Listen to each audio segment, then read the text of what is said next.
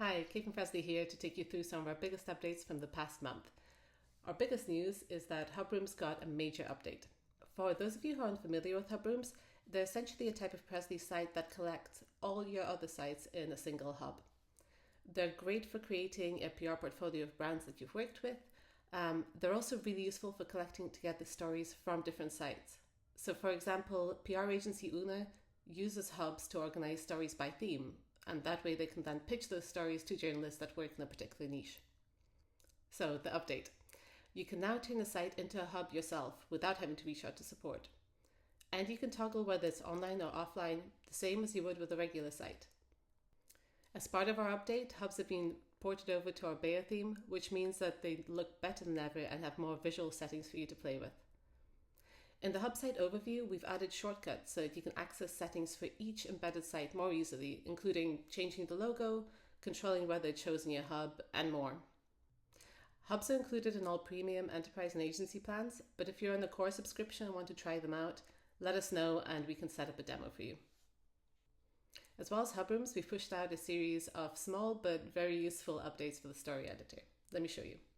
The one you've likely noticed is the drag and drop feature, so you can now reorder the components of your story simply by clicking and dragging them into place.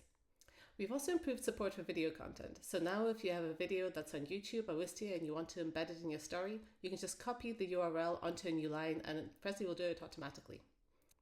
And if the thumbnail of the video has changed since you embedded it into the story, you can also now trigger it to update in Prezly simply by clicking on the video and choosing the refresh embed option. If you have a video file that you want to upload directly into Prezly, we've made that easier too. Just select Video Embed and use the Upload Video button to upload your video. Another update that's rolled out is a preview of how your story card will look on your site once you publish it, which you can now see in your sharing options aside.